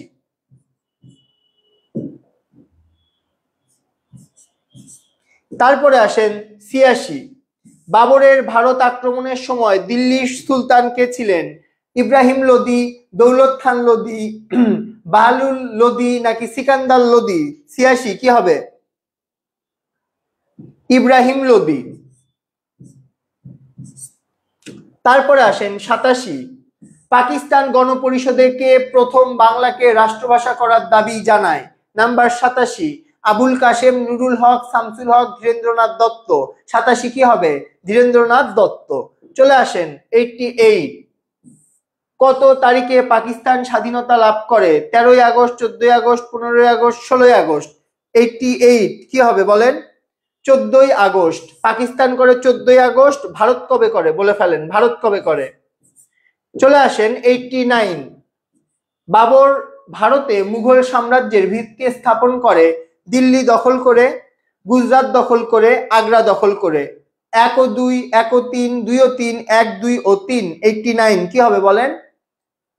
1 ও 3 দিল্লি দখল করে, আগ্রা দখল করে। 89 পর্যন্ত কোনো কনফিউশন আছে? একটু আমাকে বলতে হবে 89 পর্যন্ত কোনো কনফিউশন আছে কিনা। ওকে, তারপরে আসেন 90। গন্ডোয়ানা রাজ্যে কতটি দুর্গ ছিল? গন্ডোয়ানা রাজ্যে কতটি দুর্গ ছিল? কতটি ছিল? 53টি, 53। তারপরে আসেন 91। কত বছর বয়সে জাহাঙ্গীর সিংহাসনে আরোহণ করেন? কত বছর বয়সে জাহাঙ্গীর সিংহাসনে আরোহণ করেন বলেন? 36। 92 তে আসেন। শাহজাহান কোথায় জন্মগ্রহণ করেন? 92।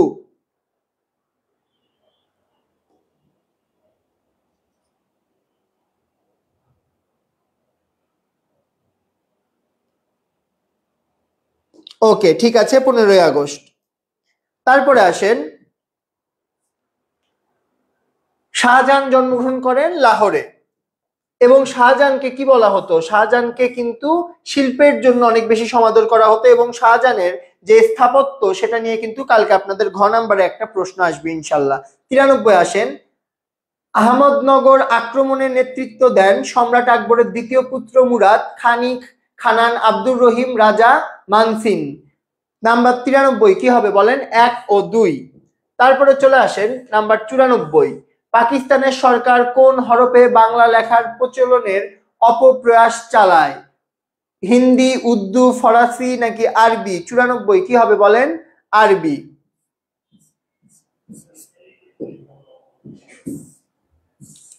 আমরা আরেকটা উদ্দীপক পড়বো, একটু লক্ষ্য করেন। একটি দেশের দুটি প্রদেশ হামান ও সামান। সামান প্রদেশের জনসংখ্যা বেশি হলেও হামান প্রদেশ বেশি সুযোগ সুবিধা ভোগ করত। হামান প্রদেশের মানুষ শাসন ক্ষমতায় থাকায় তারা সামান প্রদেশকে বিভিন্নভাবে শোষণ করত। এখানে আমরা যে দুইটি জিনিস দেখতেছি, আমরা একটা দেখতেছি পূর্ব পাকিস্তান এবং আরেকটা দেখতেছি পশ্চিম পাকিস্তান।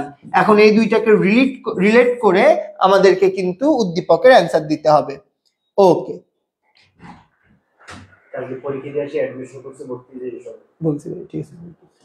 তারপরে আসেন 95। সামান দেশের বর্তমান নাম কি? বাংলাদেশ, পাকিস্তান, ভারত, আফগানিস্তান। সামান দেশের এখানে দেখেন কোন কোন দেশ। একটি দেশের দুইটি প্রদেশ হামান ও সামান। সামান প্রদেশের জনসংখ্যা বেশি এবং হামান প্রদেশ বেশি সুবিধা ভোগ করে, তাইলে সামান প্রদেশের জনসংখ্যা বেশি মানে সামান কোন দেশ? 95 কি হবে বলো? 95 কি হবে বলো? 95 কি হবে বলে ফেলো।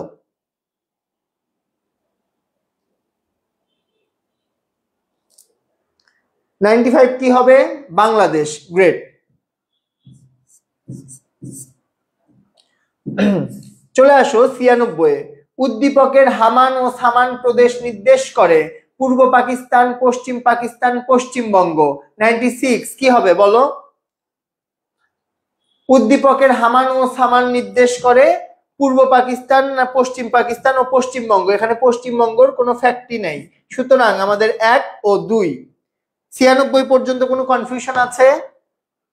96 পর্যন্ত ক্লিয়ার কিনা একটু আমাকে বলো তো, 96 পর্যন্ত ক্লিয়ার কিনা?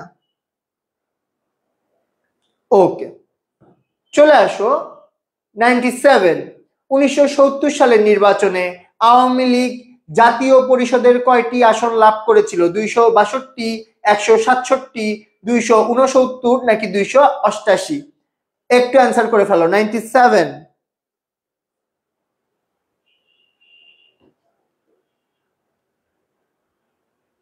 97 এর অ্যান্সার করে ফেলো, কি হবে?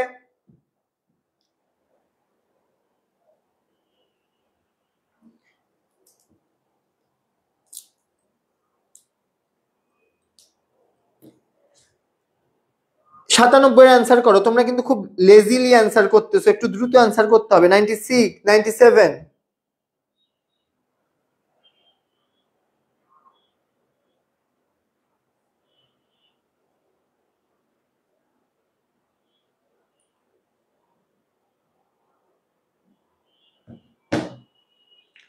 167।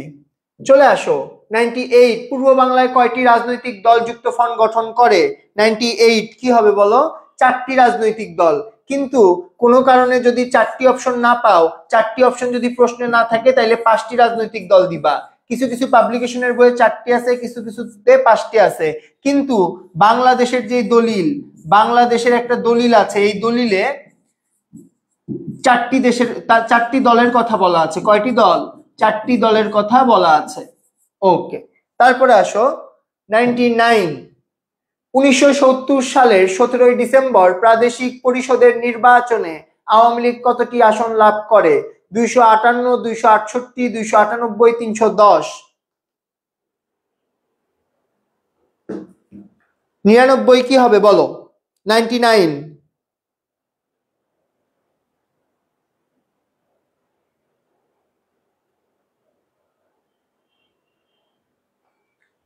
কতটি? 258, 268, 298, 310।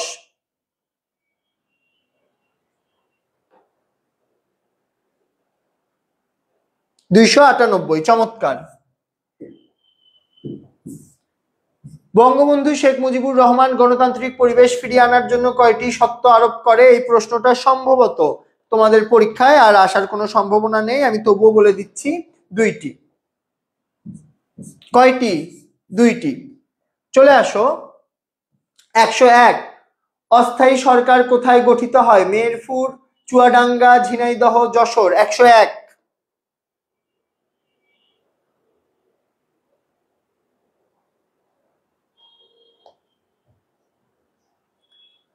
অস্থায়ী সরকার কোথায় গঠিত হয়? মেহেরপুর, চুয়াডাঙ্গা, ঝিনাইদহ নাকি যশোর? মেহেরপুর। চলে আসো 102 নম্বরে। 1971 সালে 7ই ডিসেম্বর কোন সেনা নিবাস দখল করা হয়? ময়নামতি, রংপুর, যশোর নাকি ঢাকা?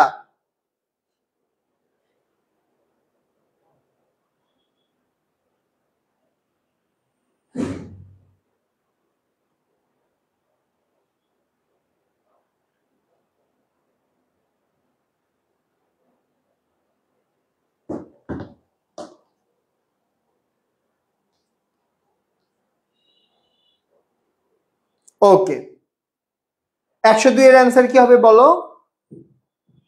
যশোর। চলে আসো 103-এ। উদ্দীপকটি পড়ো এবং 103 এবং 4-এর উত্তর দাও।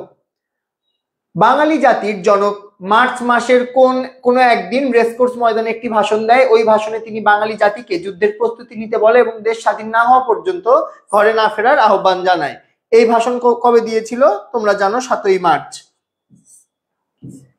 যেই প্রশ্নগুলো রিপিট হয়েছিল আমরা সেগুলো পড়ে যাচ্ছি, আসুক এই বিষয়গুলো আমরা একটু সবাই জেনে যাব। এই ভাষণের ফলে বাঙালি জাতি কি হয়?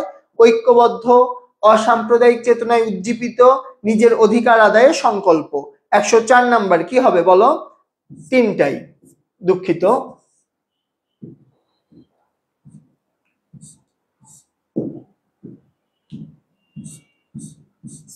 তারপরে চলে আসো 105 নাম্বারে।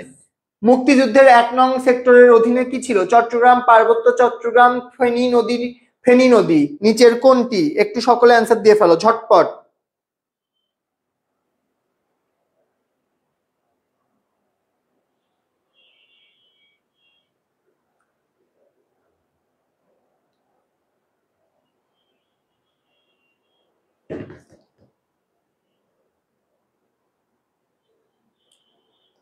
এই পর্যন্ত কোনো কোশ্চেন আছে কিনা আমাকে একটু বলো তো কাইন্ডলি, এই পর্যন্ত কোনো কোশ্চেন আছে কিনা? যেগুলো করলাম এই পর্যন্ত যদি কোনো কোশ্চেন থাকে আমাকে বলতে পারো। ওকে, তারপরে এখন আমরা কিছু স্পেসিফিক, দেখো তোমাদের এগুলোর উত্তর দেওয়া আছে এবং আমি তোমাদের স্পেসিফিক কিছু করাবো। এগুলো একটু খাতায় ছোট্ট করে করে লিখতে হবে। খাতায় একটু ছোট করে করে লিখে ফেলো ভাই আপুরা, সকলেই একটু ছোট করে করে লিখে ফেলো, ঠিক আছে? গণ অভ্যুত্থান কবে হয়েছে বলো? এমসিকিউ এর জন্য খুবই গুরুত্বপূর্ণ। আমরা 6ষ্ঠ অধ্যায় দেখতেছি। কত নাম্বার অধ্যায়? 6ষ্ঠ অধ্যায়। এগুলো খাতায় একটু লেখো। গণ অভ্যুত্থানের জন্য কবে হয়েছে? 69-এ। কবে? 1969-এ গণ অভ্যুত্থান হয়েছে।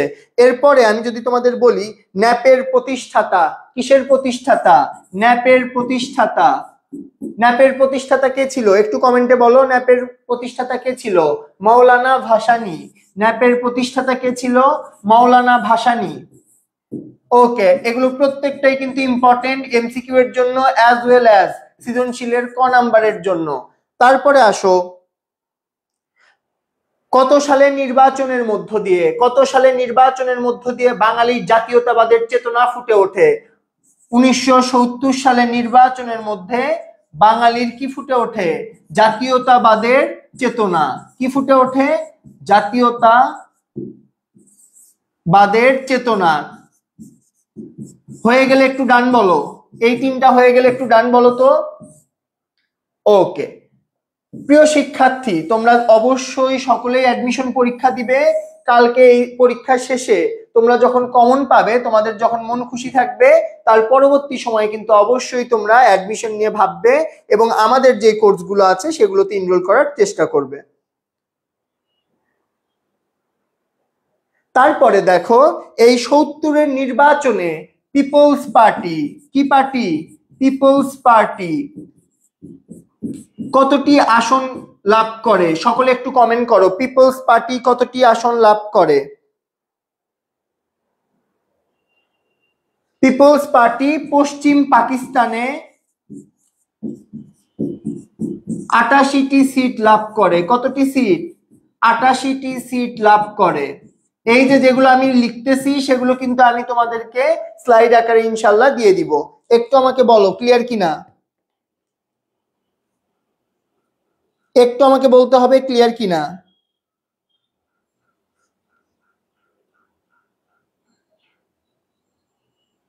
তারপরে 25শে মার্চের গণহত্যা কি নামে পরিচিত? Operation searchlight. কি নামে? Operation searchlight. আমি জাস্ট এগুলো মনে মনে করিয়ে দিচ্ছি তোমাদেরকে, ঠিক আছে, যাতে তোমরা পরীক্ষায় আসলে পেরে যাও। আমি জাস্ট তোমাদের একটা করে রিমাইন্ডার দিচ্ছি। ওকে। ঐতিহাসিক রেসকোর্স ময়দানের বর্তমান নাম কি? বর্তমান নাম সোহরাওয়ার্দী উদ্যান। রেসকোর্স ময়দানের বর্তমান নাম কি বলো? রেসকোর্স ময়দানের বর্তমান নাম সোহরাওয়ার্দী উদ্যান।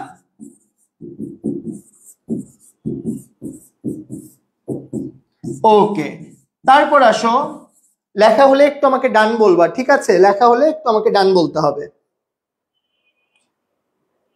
মুজিবনগর এই বর্তমান এটা কোন জেলায় অবস্থিত? মুজিবনগর এটা বর্তমান কোন জেলায় অবস্থিত? বলতে হবে সবাইকে। মুজিবনগর বর্তমান কোন জেলায় অবস্থিত?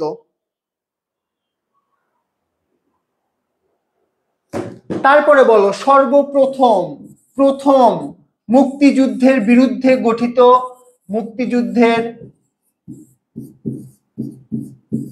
বিরুদ্ধে গঠিত হয়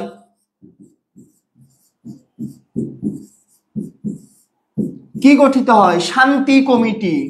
লিখে রাখো পরীক্ষায় আসার মতো, ঠিক আছে? মুক্তিযুদ্ধের বিরুদ্ধে প্রথম স্বঘোষিত কমিটির নাম কি? শান্তি কমিটি। খুবই গুরুত্বপূর্ণ, লেখা হলে ডান লেখো।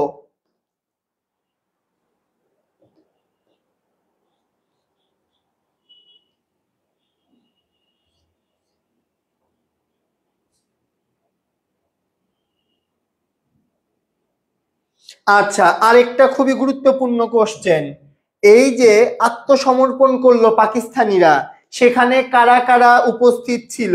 কারা কারা ছিল? জেনারেল নিয়াজি। লিখে নাও, জেনারেল নিয়াজি।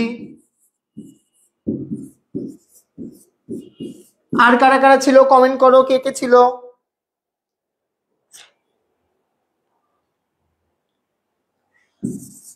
জগজিৎ সিং আরোরা এবং একজন বাঙালি ছিল, নাম কি বলো? জগজিৎ সিং আরোরা এবং একজন বাঙালি ছিল, বাঙালির নাম বলতে হবে প্রিয় শিক্ষার্থীরা। এ কে খন্দকার। এ কে খন্দকার।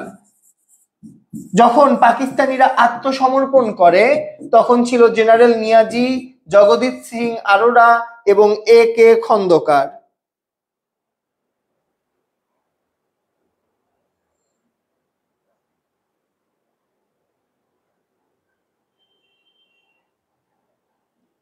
ওকে, লেখা শেষ কিনা একটু আমাকে বলো।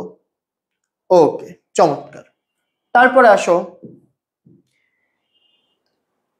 মুক্তিযুদ্ধের বিরোধিতা করেছে, মুক্তিযুদ্ধের বিরোধিতা করেছে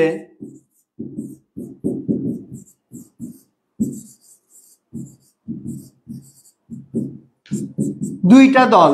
কে কে বলো তো? মুক্তিযুদ্ধের বিরোধিতা করেছে দুইটি দল। কোন কোন দুইটি দল একটু বলতে হবে। দক্ষিণপন্থী দল, দক্ষিণপন্থী দল একটু লিখতে হবে, ঠিক আছে? দক্ষিণপন্থী দল এবং ধর্মভিত্তিক দল। কোন দুইটি দল? ধর্মভিত্তিক দল এবং দক্ষিণপন্থী দল। এগুলো কিন্তু সবগুলো কালকের জন্য খুবই ইম্পর্টেন্ট, লেখা হলে আমাকে একটু ডান বলতে হবে।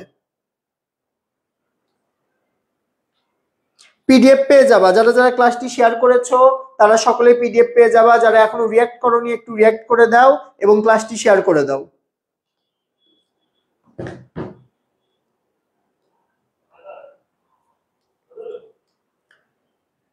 প্রিয় শিক্ষার্থীরা, তোমরা কিন্তু অ্যাডমিশনের জন্য যারা ভালো কোনো প্ল্যাটফর্মে ভর্তি হওয়ার চিন্তা করছো তারা কিন্তু অনায়াসে আমাদের প্ল্যাটফর্মে ভর্তি হতে পারো। 150টি ক্লাসের মধ্য দিয়ে তোমাদের প্রিপারেশন কিন্তু একেবারে 100% ইনশাল্লাহ আমরা কভার করে দেওয়ার চেষ্টা করব।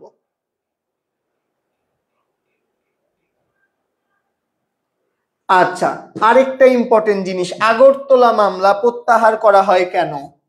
লেখো, আগরতলা মামলা প্রত্যাহার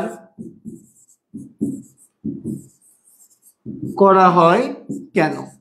কেন করা হয় বলো? আগরতলা মামলা কেন প্রত্যাহার করা হয়?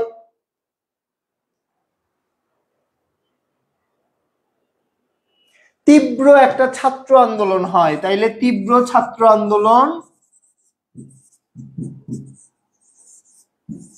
ও গণ আন্দোলন।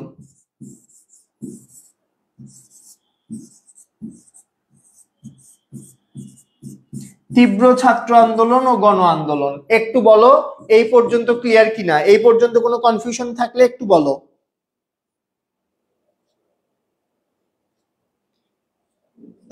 আর দ্বিতীয় বিষয়, তোমরা তো ভয় পাচ্ছ কেন? যেগুলো পড়াইছি এগুলোর মধ্যে থেকেই প্রশ্ন পাবা, কোনো টেনশন নেই, কোনো টেনশন নেই।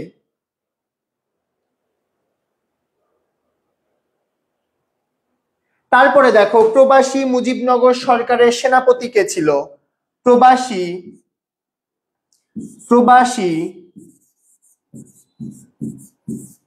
মুজিবনগর সরকারের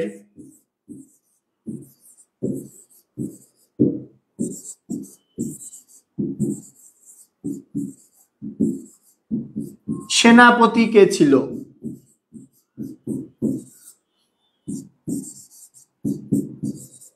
প্রবাসী মুজিবনগর সরকারের সেনাপতি কে ছিল? একটু অ্যান্সার দিতে হবে, সবাই একটু অ্যান্সার দাও। কে ছিল? এম.এ.জি. ওসমানী। এম.এ.জি. ওসমানী। লেখা হলে একটু ডান বলে দাও, লেখা হলে একটু ডান বলে দাও।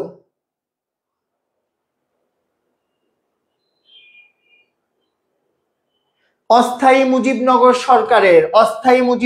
সরকারের মন্ত্রণালয় কয়টা ছিল? 12টি মন্ত্রণালয় ছিল।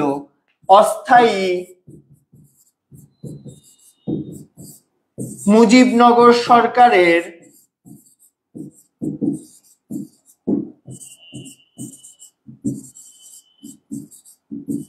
কি ছিল? মন্ত্রণালয় ছিল 12টি।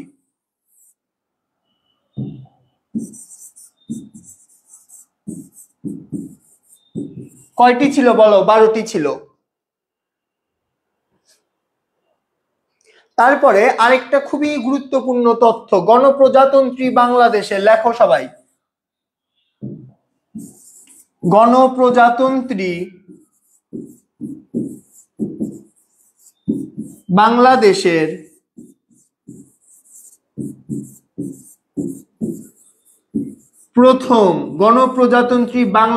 প্রথম সেনাপতি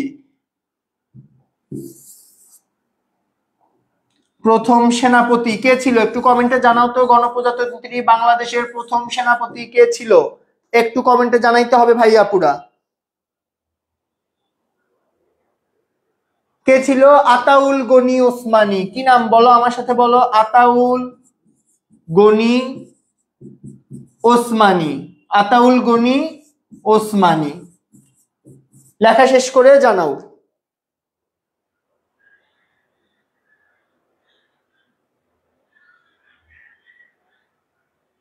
বুদ্ধিজীবী হত্যার প্রধান কারণ কি ছিল?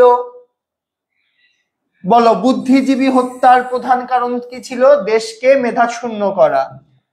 বুদ্ধিজীবী হত্যার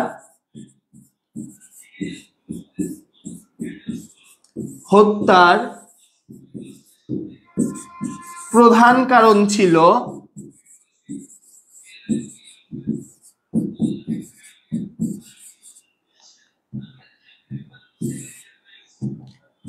দেশকে মেধাশূন্য করা। লিখে নাও, দেশকে মেধাশূন্য করা। লেখা হলে ডান বলো। বুদ্ধিজীবী হত্যার প্রধান কারণ কি ছিল? দেশকে মেধাশূন্য করা।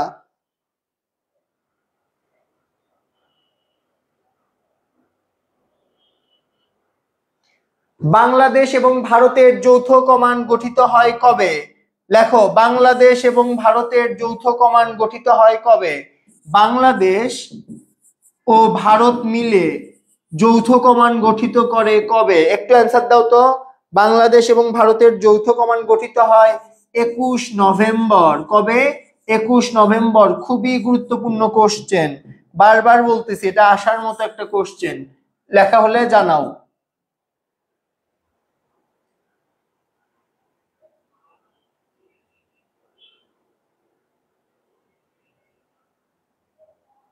তারপরে বলো, ফ্রিডম ফাইটার্স এর, কালারটা চেঞ্জ করি, বোঝা যাচ্ছে না।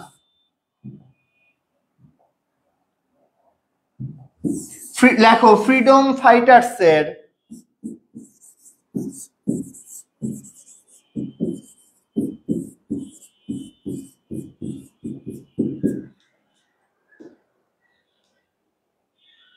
বুদ্ধিজীবী থেকে কি যে লাভ হইছে এটা তো বলতে পারছি না। ফ্রিডম ফাইটার্স এর সরকারি নাম কি? ফাইটার্স এর সরকারি নাম কি?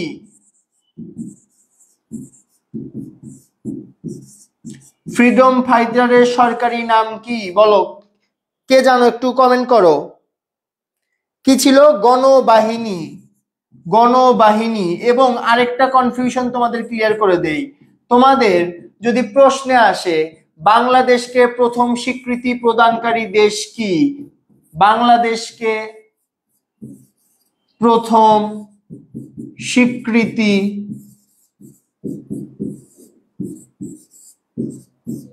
প্রদানকারী দেশ কি? এটা হইছে, এটা মিশাই দিলাম। এটার উত্তর, সঠিক উত্তর ভুটান হইলেও তোমাদের বইয়ে যেহেতু ভারত আছে তোমরা ভারতই লিখবা, কারণ তোমাদের নাম্বার পাইতে হবে, নাম্বার পাওয়া দিয়ে কথা। তাহলে কি লিখবা বলো? ভারত লিখবা। ক্লিয়ার কিনা একটু বলো, কোনো কোশ্চেন থাকলে বলতে পারো। আরেকটা প্রশ্ন, বাংলাদেশের অনিয়মিত বাহিনীকে গেরিলা বাহিনী বলা হতো। বাংলাদেশের অনিয়মিত যেই বাহিনী, মানে যারা সেনাবাহিনী বা প্রশিক্ষিত ছিল না, এই অনিয়মিত বাহিনীকে কি বলা হতো? গেরিলা বাহিনী বলা হতো। কেন বলা হতো জানো? কারণ এরা অতর্কিত হামলা করত।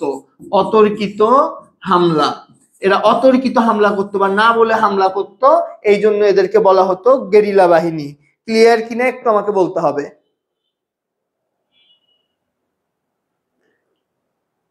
প্রিয় শিক্ষার্থী, তোমাদেরকে সুন্দর করে পিডিএফ আকারে বাকি সবকিছু আমরা প্রোভাইড করব। আজকে যেগুলো পড়াইছি ক্লাসে, অবশ্যই এগুলোর মধ্যে থেকে তোমরা প্রশ্ন কমন পাবে এবং পরীক্ষায় অনেক ভালো করবে। নিজের উপর বিশ্বাস রাখো, আমাদের উপর বিশ্বাস রাখো, এবং কালকে পরীক্ষা দেওয়ার পর যদি তোমাদের আসলেও মনে হয় আমরা তোমাদের জন্য বেস্ট কিছু করেছি বা করতে পেরেছি, তাহলে তোমরা অবশ্যই তোমাদের অ্যাডমিশন লাইফেও আমাদের উপর আস্থা রাখবে এবং আমাদের ডিউ চ্যালেঞ্জ স্কোয়াড কোর্সে তোমরা এনরোল করবে। তোমাদের এইচএসসি পরীক্ষা চলাকালীন সময়ে তোমরা ৬,০০০ টাকার কোর্সটি শুধুমাত্র ৩,০০০ টাকা এনরোল করতে পারবে। আর যে কোনো সমস্যায় তোমরা যদি আমাদের যে পিডিএফ দেওয়া থাকবে সেই পিডিএফ এর কমেন্টে তোমরা যদি কমেন্ট করো, যে কোনো কিছু না বুঝলে বা কিছু যদি তোমাদের ভুল মনে হয়, আমরা অবশ্যই সেটা সলভ করে দিব। সকলের জন্য অসংখ্য শুভকামনা জানিয়ে ক্লাসটি কিন্তু এখানে শেষ করছি। আসসালামু আলাইকুম। যারা যারা পিডিএফটি পেতে চাও তারা অবশ্যই ক্লাসটি শেয়ার করে শেয়ার ডান লিখবে, এবং যারা রিয়াক্ট করনি একটু ক্লাসটিতে রিয়াক্ট করে দাও।